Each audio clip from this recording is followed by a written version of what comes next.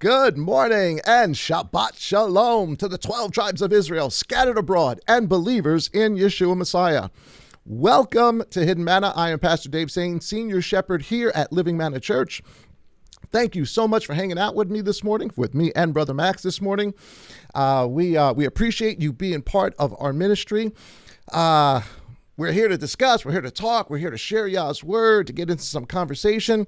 If you are blessed by the ministry, if you are encouraged, if you are taught, I want to encourage you to do two things. Number one, hit that subscribe button. If you're not subscribed, this way you are notified every time we go live.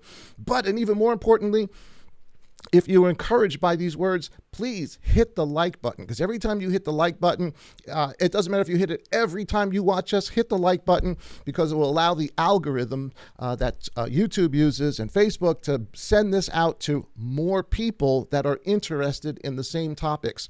So please, please, please hit that subscribe button and hit the like button. Again, welcome everybody. I hope you're having a good Sabbath rest. It's early here on the East Coast. Sabbath just began actually last night, but the sunrise just came up a few hours ago. Beautiful, beautiful day here. I hope you're going to have an awesome one wherever you are watching from. But to do this, you guys know I don't do it by myself. It's a conversation. And of course, my dear brother Max is here. Hey, man. Shabbat Shalom. Shabbat Shalom, man. Good morning. How you doing, buddy? Good morning. I'm doing well. Good. You? I'm doing excellent. It's a beautiful day over here, too. It's already, good, Oh, man, we're easily into the 80s here. Easily. Oh, not that I'm bragging. I'm just saying. Yeah, I like those cool mornings. I'd rather be, right? Those are nice. Hey, it's nice to see you got a clean shirt on today, bro. I like it. Yeah. Well, did you notice that you're wearing the same shirt as Yeah, me? you saw that, right? Yeah. Yeah, the Passover, right? Yep. How funny is that? Not playing. But no, we're doing good. Funny. Me and my wife, yesterday we just celebrated our 22nd wedding anniversary. Congratulations, man. Yeah. See, Yah's good. She's put up with me for 22 years, man. Yeah, man, you got a good wife, bro. Yeah, right? You got a good wife. Hey, before we jump into this, I want to say a prayer real quick for the Figueroa family. That is Brother Dave and Sister Ali. They're going through some really, difficult physical times. I don't want to give out any more information than that, except that they really, really need prayer for healing. Also, to lift up Sister Stephanie and her husband, Anthony, also going through some very, very difficult physical times in and out of the hospitals, that type of thing. And I want to get the people that are faithful and really, really going to pray. So I want to put this out to everybody this morning to lift both of those couples up. They need Yah's hand upon them and for strength for everything that they're going through. So can we just say really a quick prayer? I want you guys to pray on your own, of course, during the week, but I'm just going to say a quick prayer for them. Father, in the name of the Master, we thank you for this morning. Of course, we pray for eyes to see, ears to hear, and hearts that are willing to obey. And we lift up, Father, both Anthony and Stephanie, and we lift up, Father, Dave and Ali. You know their circumstance. We ask and pray in the name of the Master that you would walk with them through all of this, encourage them, strengthen them, and we ask for healing. In Yeshua's name, amen. Amen. And I know there's a whole bunch of other people out there that certainly are going through all sorts of different things. And, you can send us your prayer requests. We'll send them out. If you want them to go public, we'll put them out in public. If not, then we'll get in touch with a small group of people that we know are faithful, and they'll begin to pray. But certainly lift them up on this Sabbath. I know that they would appreciate it. So our love goes out to you guys. All right. And hey, I just wanted to give a quick little side note too. Yeah. I know tons of people have been commenting if the Hebrew Gospels are are in book form. Yeah. Out that we can buy them. They're not. And I emailed them last year when Jesse brought it to our attention. And she showed us what to look it up. And anyway, you can print them yourself if you go on your computer. You can print them out. And it's great. My wife bought me a binder, and I did that the other day, and it's so cool to be able to have it in front of you, man. Highlight, underline, whatever. And because everyone knows it's such a pain to have to read it on your computer. You know what I'm saying? It's so nice to have a tangible copy. So sure. Go ahead. It's easy to do. And I think just John, which I printed out, it's 80 pages. So make sure you have some paper in your printer before you do it. They don't want to run out. I hate that. But just wanted to give a little side note. So a lot of people have been asking about that. Yeah. No, I want to do the same thing, print them out. I watch, I read them and stuff online, but having the book in your hand where you can put your own little notes in there and stuff like that. Yeah. So until they actually publish it, but this is really sort of groundbreaking, scholarly work that is so needed and really gives us such. It's not that it changes the gospel as we know it through all the different, I don't know how many versions there are out there right now. Yeah. And it doesn't. The core message, and this is the thing, you can't change Father's core message. You can't. Exactly. It's impossible. I don't care what language you put it into. I don't care how what era a translator made. I don't care how devious the translators were. I don't care what they tried to switch or change, and because they did all that. All of that happened both purposefully and happened accidentally, right? Or without intention. Let's say it that way. But it doesn't matter. It doesn't matter, because if you know the story, you would literally have to change every other word of both the law, the prophets, the New Testament, all the way up to the book of Revelation. You would have to literally change every other word to change the story. Yeah. And it's impossible. And you know what? The amazing thing is that's how Yah made his word. That now, of course, as you learn more of, the scholarly stuff, the language, just so much more opens up to you, and you see the color. But the story, the intent, the way of salvation. Again, I've said this before. I don't care what Bible you give me. Man, you can give me a New World Translation. You can give me the thing the Jehovah's Witnesses use, which has been tampered with upside down, sideways, back and forth from, all over. You can give me NIV, ESV, RSV. Man, you can give me the Mormon Bible. I don't care. I mean, not the Book of Mormon. That's a different story. But it doesn't matter. It doesn't matter, because whatever they thought they changed, I could find it somewhere else. And they change that, and I'll find it somewhere else. And change that, and I'll find it somewhere else. And that's the truth. You can't kill the story. God is too big. Too big. And his plan is too perfect to let any translation kill the story. And we live in such an amazing time today that we have access to not just all of the different translations. Now we have access to the earliest notes. We have access to, the Hebrew background. We have access to so much today. There is just no excuse for any of us, really, any of us not truly pursuing and doing a good study and trying to find out what this thing really says. That's true. Yeah, because I believe they were at the Vatican, right? These the Hebrew Gospels. Yeah, makes sense. The Vatican was burning these things. The Vatican was going after the Netzarim and killing them because they did not want the Jews as part of anything that Christianity was doing.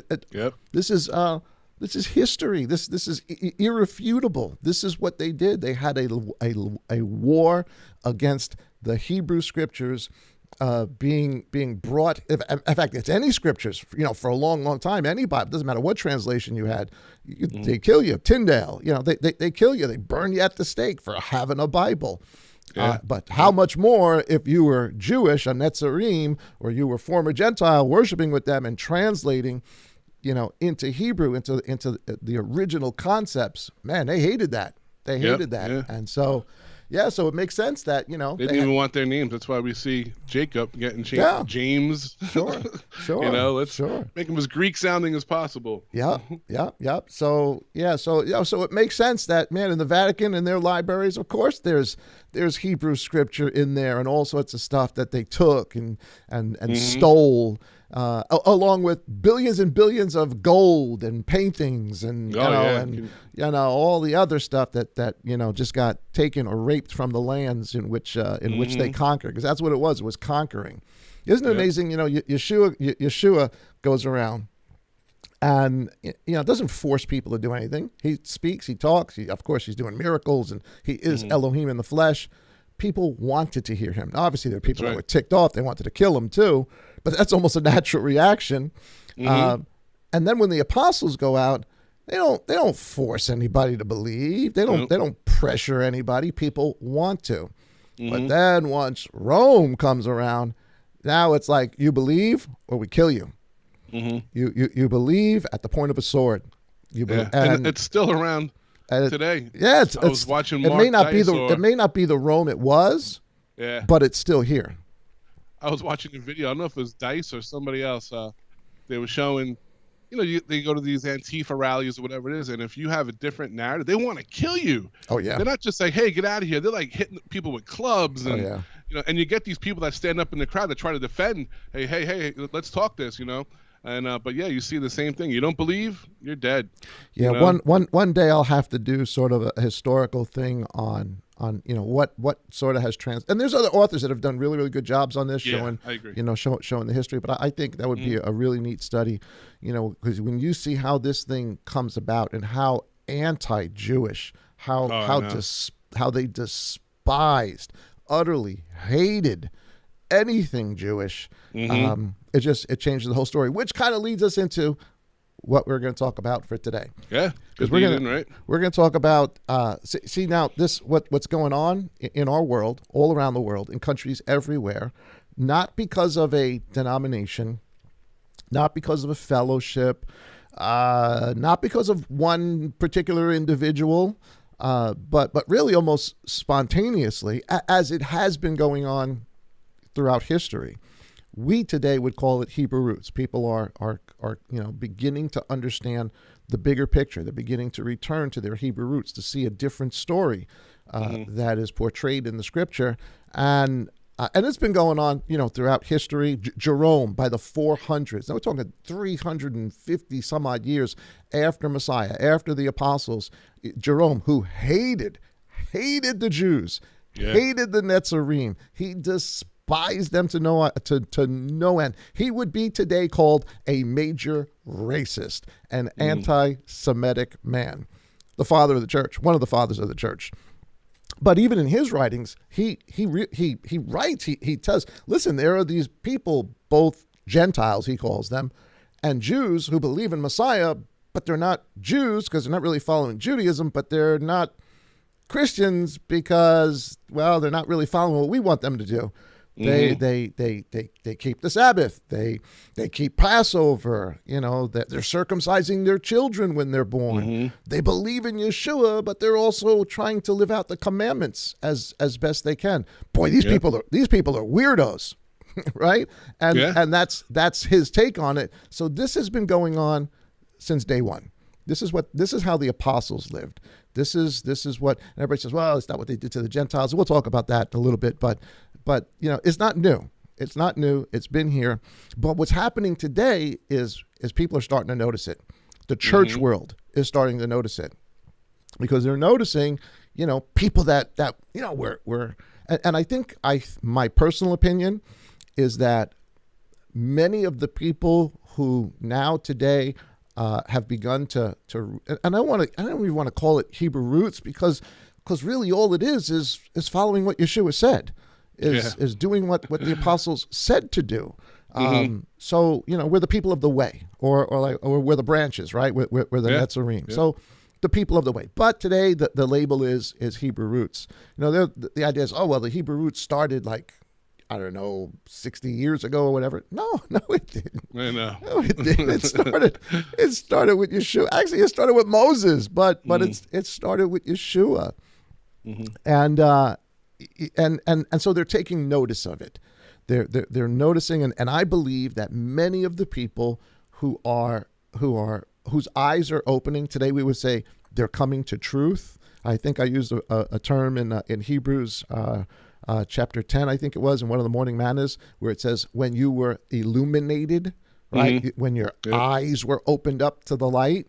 Well, my opinion is, and I got to maybe do more research on this, but I'm just saying this from just observing. Many of the people, if not most of the people, if not all of the people, were people who that when they were in the church were on fire. Yeah. Who wanted to know, who really did love him, who really had a heart for him, who wanted to hear his voice. But that's all we knew. Yeah. Until at some point we heard something that struck a chord within us, or we began realizing, wait a minute, why are we doing this? when it's painfully, obviously, even with a 9th grade reading level, that it actually says not to do that or to do something else. And so I think, and you would notice that. Yeah. You would notice and that that's in the whole church. issue. I just saw a statistic that it's only 28% of Christians believe that Yah's word, is really applicable in our life, where, Of course. otherwise, we're just led by the Spirit. But it was like a 20-something percent. I don't want to give the exact number. It was in the 20s. And I was just like, what? Well, I know that Which makes sense, though. Look at all around us. I know that there's been statistical research that has shown that within the church world, whatever denomination, whatever fellowship you want to talk about, only about 10% of the people actually even open up a Bible. That's actually read. Yeah. So of course you wouldn't think it's applicable if you don't read it. So if you've got, and there was this other thing when we were in the church world, there was something called the 80-20 rule, right? You've got 80% of the people that are in your congregation that don't show up for anything, aren't part of anything. They just come, maybe to weekly service, but that they're not really doing stuff. But you got about 20% of your people that actually ran your congregation, right? They did things. Well, I sincerely believe the Hebrew roots are coming out of the 20%. Yeah. And yeah, I would notice that, if this was a company, if this was a business, and you're losing your top people, and they're going over to another company, at some point you got to try to figure, wait a minute, why is this happening? And so with that, we're going to show a little video today. It's of a ministry a Christian ministry that is trying to, I guess the right word is debunk the Hebrew roots. Again, I don't even like calling it Hebrew roots, the truth. Yeah. But they try to debunk it. And so what we're going to do is we're going to take a look at it. It's about a 3.5-4 minute video, so it's a little bit longer than what we normally do. So bear with us. We could have found other ones that had more informative, but for our platform, 4 minutes is the limit. Yeah. So we're going to watch the video, guys. Watch the video with us.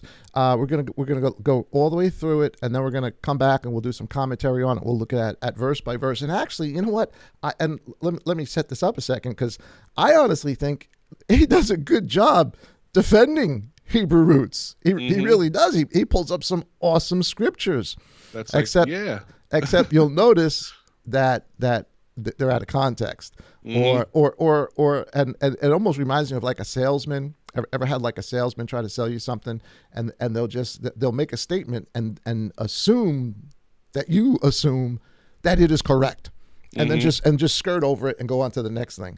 Yep. And never address, well, you just said, but that's in the past, and some of that goes on in the video too. So we'll go ahead and take a look at this. Or our daily briefing from the White House, right? Oh, you had to go there. That makes us Mike Ducey. There's a video out there the Mike Ducey drops every day, all the stuff that he just. Anyway, we don't want to get into that stuff. It's crazy, right?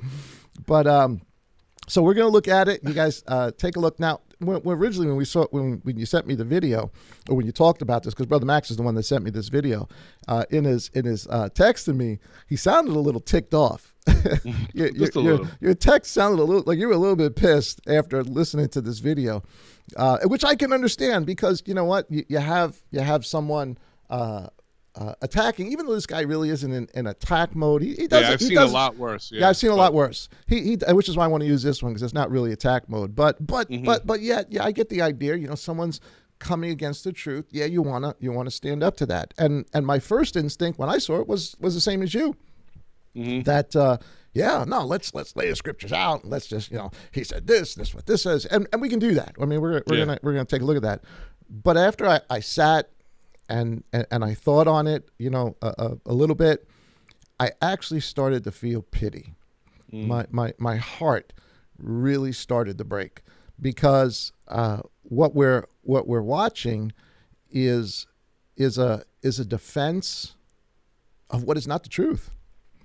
We're watching a defense that is explicitly telling us, do not obey God's instructions. Isn't that sad? I know. And oh my goodness, when I thought about it from that perspective, that really this is the very thing Revelation is talking about. The false religion that would come. This thing that would look like a lamb, but would speak like a dragon. Yep. And what does the dragon speak? Don't believe in Yah's word. Yah did not say. And so it's consistent. And so, so my perspective has changed. I still want to go through the list and put the scriptures in perspective, but my perspective on it has changed because really my heart breaks for it. Sure. And real fast before you show it too, I think that this is what's going on too in churchianity or Christianity is they're seeing, like you said, this small awakening. It's amazing that that it's coming out, but they need to come up with something because, like you said, a lot of churches, are losing that one family or two families, that are starting to come to truth, and it must be affecting them somehow because I'm seeing more and more and more of these videos. Sure. It's like they want to put up that statement, like, if you hear about these people who are telling you to obey, it's a cult. It's a cult. Yeah, it's a cult. Yep. It's a cult. You don't have to obey God's word, and so we'll go through it. We'll do a little. We'll do a lot of commentary after it, but let's jump into this. Got it. And let me put this up here first. Give me just a second, guys. Here we go.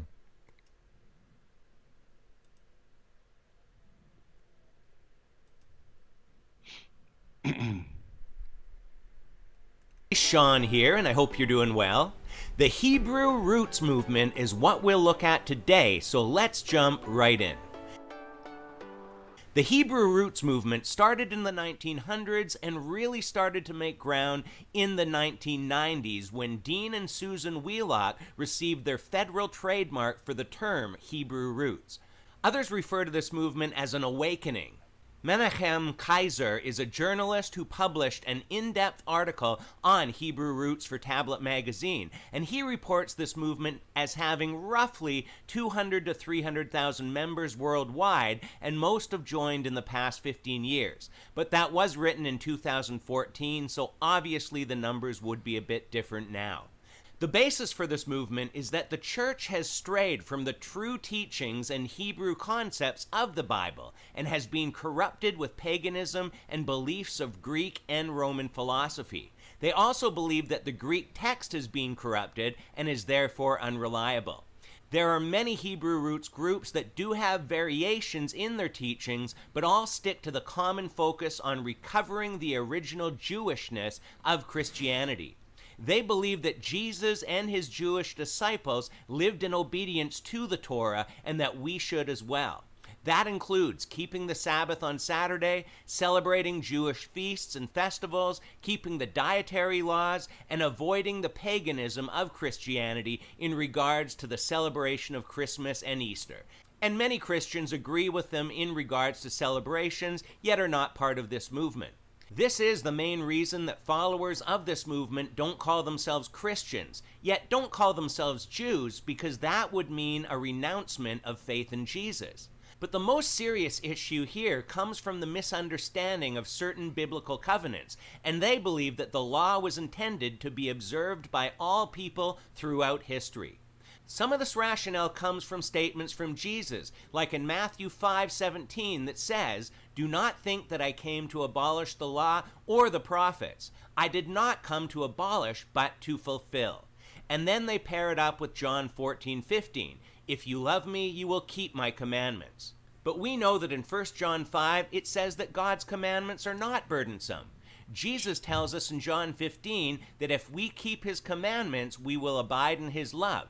And in verse 12, he tells us his command, and that's to love each other as he's loved us. If we go back to Matthew 5:17 and look at how Jesus fulfilled the law, he did this by living a sinless life as shown in 2 Corinthians 5:21, and dying as the ultimate sacrifice. He became our Passover lamb and canceled the debt for our sin by nailing it to the cross. That's why Paul could say that if we are saved by faith, we are no longer under the law. And we see this in Romans and in Galatians.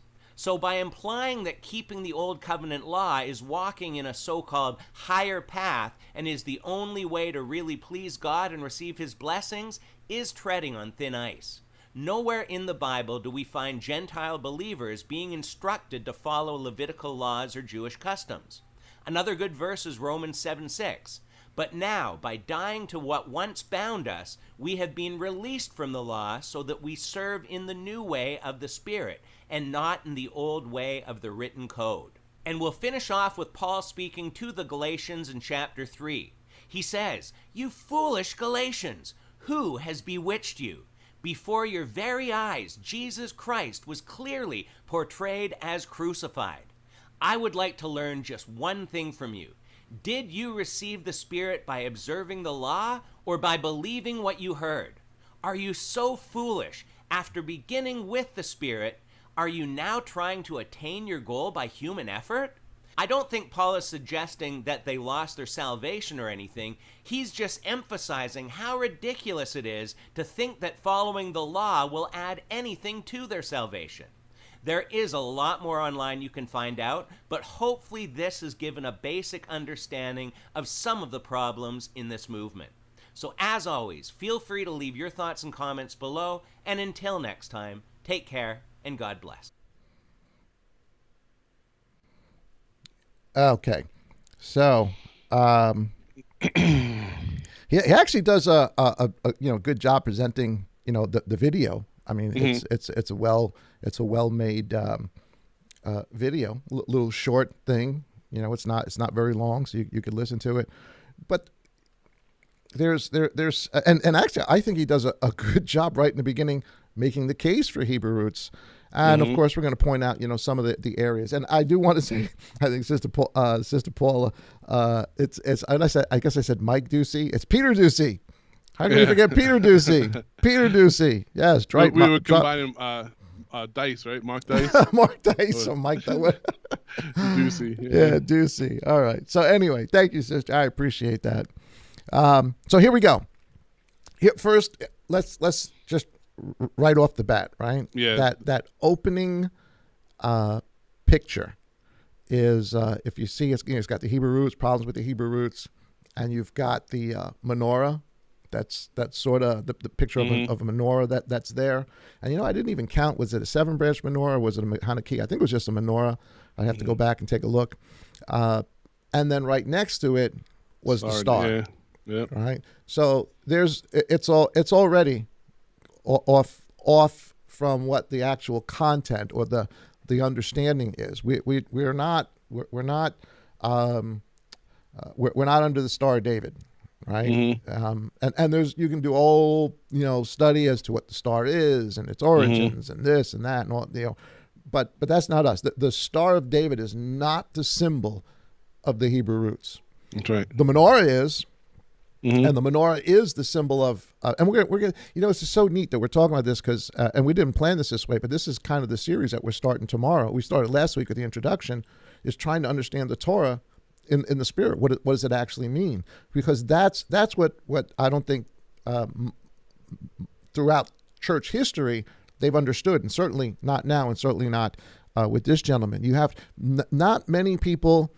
That I've ever heard, including in the Hebrew roots, have given a good, solid definition of what it means to walk in the Spirit and in the truth.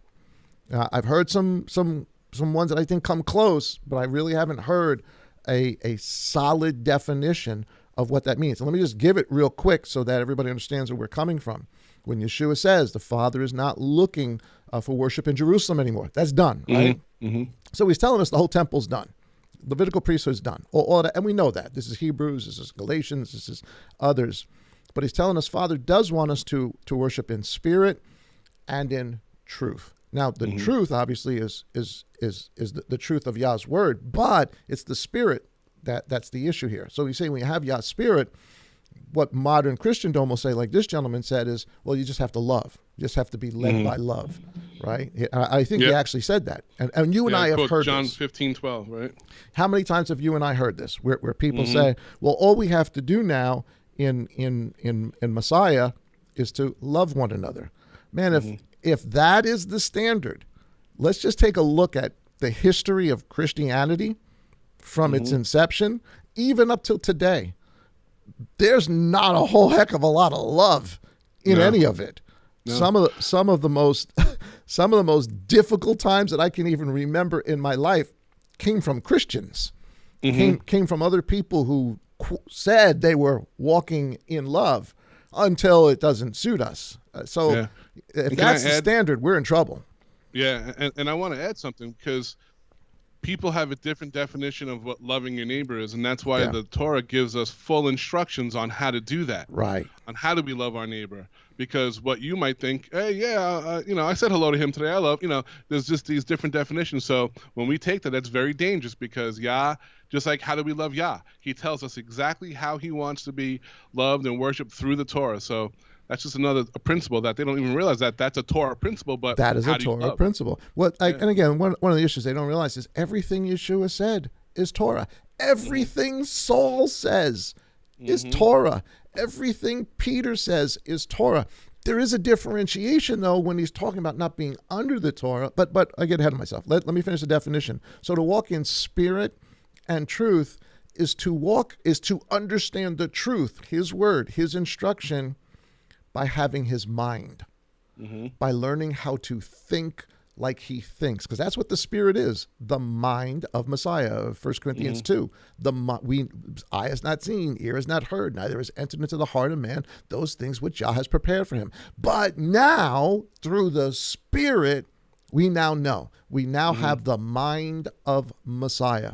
So Yah is looking for people to worship him according to how he thinks, and understand the truth, his Torah, according to how he wanted it understood. And Yeshua tells us the same thing. You have heard it said, do this. But I say to you, this is my mind. This is the way Father thinks. This is the way I think. And this is the way I want you to think. And then, of course, then he gives us a higher standard. Yeah, and we would have saw that if the gentleman, after he pulled up Matthew 5:17, those are the following scriptures. Those are the following scriptures. So that's walking in the Spirit. That it's beginning to understand the mind of Messiah, the mind of Elohim, the mind of God, and then looking at the Torah and saying, okay, because here's the perfect example. And again, this is going to be part of the message for yesterday. I don't want to get too much into what the message is, but when Saul says, we were talking about tithe a while, was it last week we were talking about tithe? Last week, I think, yeah. And Saul says, do not muzzle the mouth of the ox that treads the grain, right? Well, that's Torah. That's Torah. And then Saul says, do you think Elohim was really talking about ox? He says, of course not. He's talking about us, the ones who are delivering the message, who are sharing the word. So what is, you have heard it said, don't muzzle the mouth of the ox that treads the grain. What does it mean? Don't muzzle the mouth of the ox that treads the grain. That's what it means. But what is the mind of God concerning that verse? It's got nothing to do with oxen, and it's got nothing to do with real grain. It has to do, the mind of Messiah, walking in the Spirit, is that it has to do with the presentation of the gospel, that it has to do with those men that were going to go out and share this word with others. That's the grain that was being tread, right? So there it is. So that's the precedent, if you would. And that's what we're going to do over the next few weeks. We're going to understand the Torah using that precedent. And that's not the only place that precedent appears, but that's a pretty obvious one, that you can see the pattern that's being set up. Oh, okay. So this is how we're now supposed to think. Okay, great. Let's do it. Let's do it. So anyway, so first couple of verses. So right off the bat, I say the whole Jewish star thing just sort of sets the wrong tone. Yep. And the idea that this thing started in the 1900s, are you kidding me? Yep. Started in the 1900s. You evidently, there's a whole historical misunderstanding. You know when it started? Acts chapter 1. Yeah. Actually started before that, but Acts chapter 1 is when it started. But all right. So let's put that aside.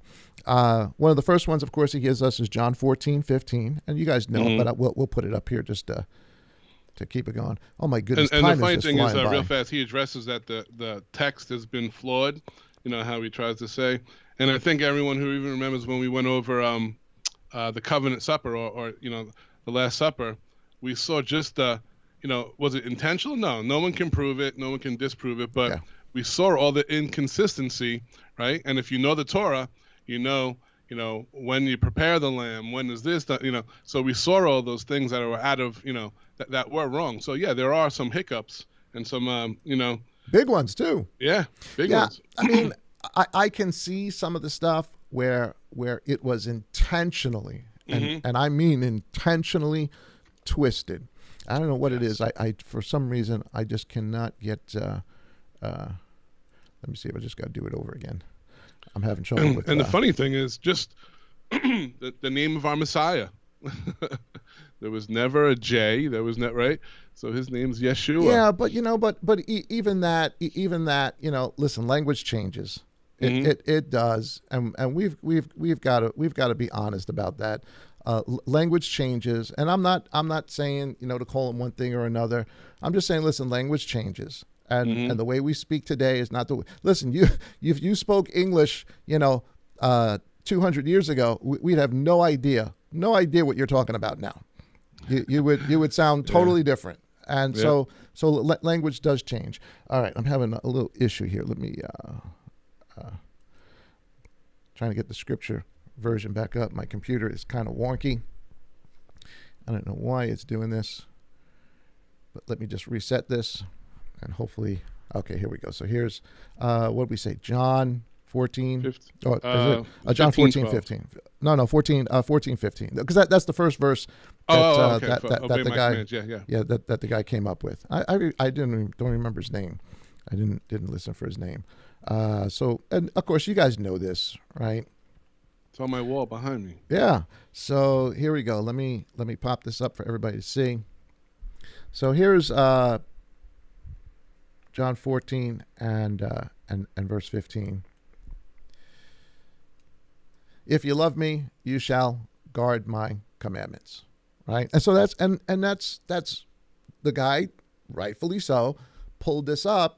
And he's making a case for it that is what Messiah said, that they're using, that he's saying that we are using that to say Messiah is saying keep the commandments. Well, guess what he's saying? That's what he's saying. And actually, here's the real deal. When the master is saying, if you love me, keep my commandments, he's not. Obviously, this isn't something that Yeshua is just making up.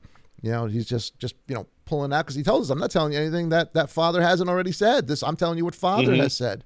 So when he says, if you love me, keep my commandments. If you know your Jewish roots, if you know your Hebrew roots, if you know your Torah, you know that he's not making this up. The disciples would have clearly understood what he was saying, because what he was saying was this. Let me pop this back up. Oh, it is up. Sorry, I didn't realize I was on the screen. What he's saying is this. Hear, O Israel, Yah, your Elohim, Yah is one, and you shall love your Elohim with all your heart and with all your being and with all your might. And how do you love your Elohim? And these words, which I am commanding, the commandments, the Torah, the instruction, I am commanding you today, shall be in your heart, and you shall impress them upon your children. Let me just keep scrolling down here. You shall impress them upon your children. You shall speak of them when you sit in your house, when you walk by the way, when you lie down, when you rise up. You shall bind them as a sign on your hand and as frontlets between your eyes. And all the verses before it also lead up to it saying, keep my commandments, keep my commandments, keep my commandments. So when you've got Yeshua in John 14 saying, if you love me, keep my commandments, all he is doing is reiterating Deuteronomy chapter 6. And it's not just found in Deuteronomy 6. No, it's found all over the place. That's pretty cool. Can you go back to John? Yeah. And look at the verse right above it too that's linked with that. John, I'm sorry, my computer is definitely a little weird here today. John chapter 14, verse 15. So 14. You want a 14? Yeah. If you ask, well, let me pop this up so people can see it. Is that the verse you want? Verse 14? Yeah, because look what it's attached to. If you ask whatever in my name. That's whatever we hear in church, right? Right. If you ask anything. Right. So long as you love, then you can. But again, like you said, the definition of love is our definition. It's whatever we make up to be love. And that's just not right. Yah has told us what we must do to love him.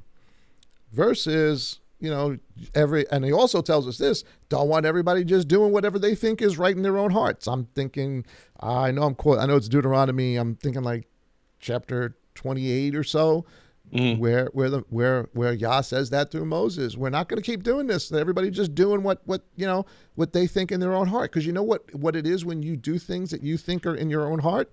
It's called wormwood. Yeah. That's wormwood. When you do things the way you think you should do them, rather than the way God has given us his instruction on how to do them, that's wormwood. And that will help you understand a lot. He gives even the blessing and curses in Deuteronomy 28. Come right after that. You do the thing. That's wormwood. That's bitterness. That's a bitter root. Instead of the Hebrew root, it's the bitter root. And that will help you also understand a lot of what's going on in the book of Revelation, which is a whole other story. So, of course, he quotes Matthew chapter 5 and verse 17. Let's take a real close look at that again, too. I know most of our viewers at this point, you guys should know this stuff, but it's a good review. But again, it shows you the verses that he's using are phenomenal verses. Yeah. See, that's the thing. You can't use Yah's word to change Yah's word. Exactly. It doesn't work that way. If there is a discrepancy, if in your understanding there is a discrepancy between what was previously said, the discrepancy is not Yah. Yah is not a man that he should lie. His ways are higher than our ways. He is the same yesterday, today, and forever. So if there is a discrepancy in our understanding, and here's the part just people refuse to get. If there is a seeming discrepancy, the discrepancy is on us. We are misunderstanding something. And then the duty falls on us to come to the conclusion, wait a minute, why would God tell me two totally different things? Why would he say this for, how many thousands of years? And I'll now say, nope. Change my mind. Different. Yeah. So here's Matthew 5, verse 17. You guys know this. Do not think that I came to destroy the Torah or the prophets. I did not come to destroy, but to, and the word here in the scriptures version is to complete. You'll see in other versions as to fulfill. I don't know. I'm sure in the Hebrew Gospels, I'm sure it gives us the actual Hebrew definition. I don't have it, and I don't know if you remember that or not. But that's look it up, guys. Go look. It doesn't mean it's over. It doesn't mean it's done.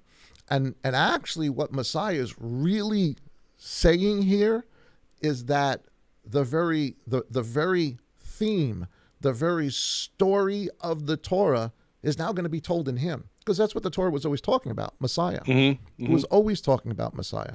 Yeah, even if you look up when it fulfill, it just says to fill up. To fill up, to make known, to understand. You have heard it said, but I say to you.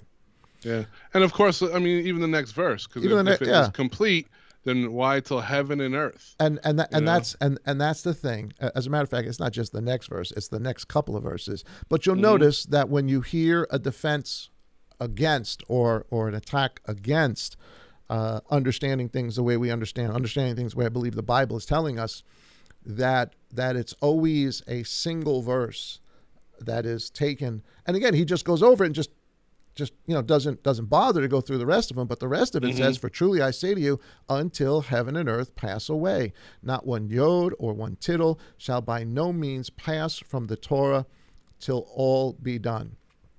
Now, and that's kind of an interesting thing, because I know a lot of times we try to go back to the, the original Hebrew and even before, because the Hebrew that they were speaking in this day is not the same Hebrew they were speaking in King David's day, and it's not the same Hebrew that they were speaking in Samuel's day, and it's not the same. It's different. It's changed. It's there are no jots and tittles in the original Hebrew. They're not there, because we're talking about, if our understanding is correct, he's talking about scribal marks. He's talking about every little jot, every little tittle, not just the crossing of and dotting of I's and crossing of T's. That's English. He's talking about the scribal marks. Well, the scribal marks aren't on. If there is no such thing as an original text from Moses' day, but they weren't on there. There were no quote unquote jots and tittles. So that a topic for a different topic, but I thought that was interesting to notice that. But verse 19, whoever breaks one of the least of these commandments and teaches men so shall be called the least in the kingdom of heaven. But whoever teaches them, who does and teaches them, he shall be called great in the kingdom of heaven. So the question is, what do you want to be? You want to be great in the kingdom of heaven? You want to be least in the kingdom of heaven? And that's a whole other story to find out what's least in the kingdom of heaven. There's different definitions of least. So let's, you don't want to even. So then you have to assume, and this is a bold assumption, Yeshua was wrong. He's wrong. He messed up. Or he didn't know. Paul hadn't talked to Yeshua yet. Paul didn't tell Yeshua, and Yeshua couldn't see what was coming. He didn't understand what was coming. Come on. Yep. We're talking about Elohim in the flesh. You're telling me that he would have just let that go, that he said this not knowing? Oh, darn, that's right, man. Right after the crucifixion, this all changes. It all changes. Oh, man, I was so silly. How could I forget that? I mean, that's like everything I taught you, forget about it. That's like forgetting, in creation. Okay, we want human beings to have 2 legs, and we want animals to have 3. No, wait, that causes a problem. Yeah. No, he thought of everything. He thought of everything. So there's no way. You read this, and it just on a logical, even on a fleshly perspective, you have to assume Yeshua was mistaken. And that's the question, guys. Who are you going to follow? Who are you supposed to follow? Are you supposed to follow what you think others are telling you? Paul said, or Saul said, or Peter said, or are you supposed to follow what Messiah said? With that, pull up 1 John 2:6. 1 John. If you don't mind. No. No, man. I'm telling you, pull it up now. No, man. You got a cool shirt on today. I'm gonna do exactly what you said. I'm just gonna ride it to the end. Where was that? 1 John. 1 John 2:6. People taking up donations. 1 John. Oh, you know what I did? I forgot to mention that I really do want to also mention. This is an addendum, guys. It's got nothing to do with what we're talking about, but I know that there are people that wanted to support our dear sister that's in Hong Kong and help her out. She's in a real tough thing with what's going on in China and all the rest of that. And I don't want to give out too much information because I don't know what we can say or can't say, except that we're going to try to help her. So if you'd like to help her, you can do it through LMC. You can go right to our LMC app. And in the LMC app, under the giving section, you will see something there for Hong Kong gifts, I think this is what it says, or something Hong Kong. And you can give an offering there. And then once we'll give people a little bit of time to do that. And then once that's done, then we will find a way to forward that to Hong Kong in whatever is the legal and correct way of doing it. We'll find a way to do that. So I know there were people that were asking about doing that, and I told the dear brother that's been asking me about this that I would make mention of this. So here it is. I'm making mention of it again. So if people do want to support, you can do that. Again, just go to the LMC app and you can do that. So all right, that's another commercial. Sorry guys, but it just popped into my mind. All right, so we're at 1 John what, brother? 2:6. I love this scripture. And I mean, how can you can't even just read 1 John 2:6, right? Because I'm going to go right up to 2:6, but but you got to read it with the other verses. Again, even us, yeah, okay, so you can pull out this one verse, and it appears to say, what we believe it says, and it does, but you still have to read the verses before it, and you still have to read the verses after it, which by the way, is exactly what you are taught to do in Bible college, and in seminary, right? It's called hermeneutics. It's proper exegesis. You're supposed to read it in the context of what comes before, and nobody does. Nobody does. Anyway, here it is. That's been the whole, And by this we know that we know him, if we keep his commandments. I know it says guard in the scriptures version, but it means to keep. So how do you know him? If you keep his commandments. Well, who is he? He's the God of the Shema. What commandments? The commandments he gave in the Shema. The commandments Yeshua now tells us. The one who says, I know him and does not guard his commandments is a liar. Man, to me, that is such a powerful verse. Yeah, that's big. Yeah, every time I hear that, it just, actually, first time I read that, when I was, first starting really to come to truth, when I read that, my heart sunk. My heart sunk because you know what? I didn't really know him. Yeah, I guess I can't say I didn't know him. I was only beginning to learn, but was in so much error, doing so many things incorrectly. I wasn't doing this. And so I guess honestly, really, I didn't know him. I didn't know him yet. Does not guard his commandments is a liar, and the truth, that is God's Torah, his instruction, the way Messiah wants us to understand it, is not in him. But whoever guards his word, his commandments, truly the love of Elohim has been perfected in him. By this we know we are in him. And here's the verse you wanted to highlight, which again, important. The one who says he stays in him ought himself also to walk even as he, meaning Yeshua, walked. So let's stay on that. There's no way we're gonna finish this whole study today. We'll pick it up. We'll pick it up next week. But let's stay on this issue. So the standard is walking the way Yeshua walked, and this is John, right? This is Yochanan saying this, and really what he's doing is he's almost retelling us the Gospel of John. So how did Yeshua walk? Well, he walked in accordance with the commandments. But the belief is, and in the video it says, well, what he came to do is he walked in the commandments so you don't have to. Yeah. Right? And what that does is that then puts the purpose of the cross to annul the commandments.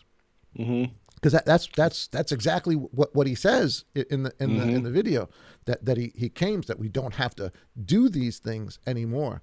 I'm sorry, but that's not the purpose of the cross. Nope. The purpose of the cross is not to get rid of God's instruction. The purpose of the cross was to be a payment for sin. And the reason why Yeshua keeps the commandments and is the only one truly who has ever kept the commandments. But what gets portrayed then is that, well, if you and here's what the Jews were doing. They were thinking, if I keep the commandments, we now earn the favor of God. That's untrue. That has been untrue since the beginning, since the days of Abraham. That was untrue. This is the whole argument Saul makes. We messed up. Yeah. We messed up. We pursued a righteousness that we thought came from the Torah when it was never intended to do that. That's why we messed up. It was always supposed to be about faith. So if you say that Yeshua came to fulfill the commandments for us so that we don't have to do it, then salvation is still about works. Yep. Right? Yeah. Then it may not be our works, it's his works. But then you're still telling me keeping the commandments is what now gives us salvation. Now that we've got it, now we don't have to do it because he did it. That's not why he came. The reason he did not break the Torah, did not break the commandments, is because he had to be a spotless lamb to die for sin. Right. That's why he kept the commandments. That's why he perfectly kept the commandments, or else he would not be a lamb without spot or blemish, and could not then take the place or die for us, become that sacrificial lamb. That's why he kept the Torah perfectly. The Torah was never the vehicle for us to attain grace. Grace is given by favor. That's right. And how many times do we read that Paul says? So if that's the point that this gentleman is making, and much of Christendom, so then what you're saying is it is by works. It's by Yeshua's works, because that's exactly what they say. And yet, how many times does Saul tell us, no, it's by election? Yah chose you. Yep. He chose you before any works were done. He chose you in the foundation. While we were yet sinners. No man comes to the Father except the Father drew him. So which one is it? Which one is it? Is it that he chose us, or is it that works were done for us to be chosen? Or is the truth that he gave us instruction to help guide us to the point when the one who could deal with the thing that separates us from him, sin, can do that, then allowing us to realize he's always chosen us, and now through love I can obey exactly what he said. Now I have the ability to understand it perfectly or correctly and live it out. Man, those are different. Those are diametrically opposed messages. Yep. Wow. Oh my goodness, it's 10:58. Know where we wanted to go because there's so much scripture I have here. We'll pick this up. We'll pick this up next week, because the next verse that he gives is 1 John, because we're going literally through the video line by line. Break it up. So he gives these verses. That's John 14:15, Matthew 5:17, which again I think are awesome verses. And then he gives John 5:3. But what he says is, all right, so this is what the Hebrew roots people believe, but we know, as if to say, now this is in contrast to all that was said. And he quotes 1 John, and let me just pop it up here so that everybody, because we'll end on this note for today. Then he quotes 1 John chapter 5 and verse 3 as the but. As well, no, it can't be the commandments. It's something else. And here's what he quotes: "For this is the love for Elohim, that we guard his commandments, and his commandments are not heavy or burdensome." But he quotes that as but this is the truth. See, the commandments aren't heavy. We're not supposed to do this. Not a load we're supposed to lift. No, but again, read verses 1 and 2. And everyone who believes in Yeshua, that Yeshua is the Messiah, has been born of Elohim. And everyone that loves the one bringing forth also loves the one having been born of him. He's saying, if you believe Father, it's the Son. That's what he's saying. By this we know the love of the children of Elohim. Here's how you show love: when we love Elohim and keep his commandments. So you can't take this as a but against the commandments. He's quoting Deuteronomy in verse 3. You got to watch your conjunctions, man. And, but, and or. They mean different things. This is not a but. Okay, that's all false, and now it's true. This is not a but. This is an and. This is an and. Yeah, that and this. So anyway, we'll kind of leave it on that now. But we'll get back to this, because this is a bigger topic, and I want everybody to be able to understand it. Plus, this is really connected to everything that we just started last week, and we didn't even plan this. It just kind of popped up. You're the one that came up with the video this week. And because that's why you definitely got to break this up to another video, because the one thing that he said that nowhere is there found in the word that Gentiles need to follow the covenant or anything. So we're definitely going to address that. Yeah. And like I said, this is going to be part of the weekend evangelism message tomorrow. For the next few weeks, we're going to go over all sorts of Torah, and then you're going to see what it actually means, how we should come to understand it. But the thing is, just because we understand what its overall meaning was, like you've heard it said, but I say to you, doesn't mean that you stop doing it. Nowhere is there instruction to stop doing it. The instruction is to learn what it means. Learn in spirit and in truth. Understand That's the right. mind of Messiah, the mind of Elohim, according to the truth. And then do what? Guard it. That's right. Live it. That's how you love Amen. him. All right, man. Cool conversation. Cool conversation. Yeah, just touching the surface of it. Yeah, but- we just touched the surface, man. Just touched the surface. But we'll get more into this. Yeah, I think maybe in the comments too, if anyone else has ever seen one of these videos and they want to put another thing that they want us to bring up to discuss next week. 'Cause I've seen some of them that say that, we don't have a doctrine, we don't have a leader, all these things, traditions of men with a leader to lead us. Isn't that the guy who's got the ministry called Wretched? Yeah, he's like an annoying Actually, disc jockey guy, right? that's a pretty good name. Yeah. He's like the Howard Stern of Christian radio. Yeah, that's a pretty good name. But so if you guys got videos you want us to sort of critique and look over and maybe answer questions, certainly, shoot them to me. You can shoot them to me right on a website. You can shoot it through that. You can shoot it through the Or even website. on Telegram, too. You can shoot it at Telegram. You can get us PD at livingmanna.org. Or, a whole bunch of different ways. All this stuff is in the description box. You can get in contact with us. And most of you guys know me anyway. You got my number. You guys can send me something. We'll take a look at it. If we can do it, we'll do it. But this is important. And to to me, man, you know what this tells me? When you start seeing videos like this, Satan's sweating. Oh yeah, right? He's getting He's sweating. He's True. concerned. He's concerned. He's like, what the heck are you people doing? I told you don't have to do this. What are you doing? And now he's got to start getting his guards out there to start defending it. Man, you people better start making some videos. These other people are making some good videos. You better start doing your own videos. Yep. So I don't know. It's maybe just a different way of looking at it, but that's how I see it. Yeah. All right, a good brother. point. Good point, man. Yeah, I love you. Just keep all those people in prayer. I know everyone can add to that prayer list. We all know someone that needs prayer. But with that, I love you all. Have a great Shabbat. And go out there and enjoy the weather. Have a good day with your family today. Yep. You too, brother. And again, happy anniversary. Thank you. Amy. Love you guys. Amy. You're a saint. She is. You're a saint. Love you, brother. You guys. Shabbat shalom, man. Peace, man. Bye-bye. Okay. I hope you guys enjoyed that conversation. I know it went so quick, so much to talk about. We'll get back into this next week. Please do continue to pray for Anthony and for Stephanie, and of course for Ali and for David.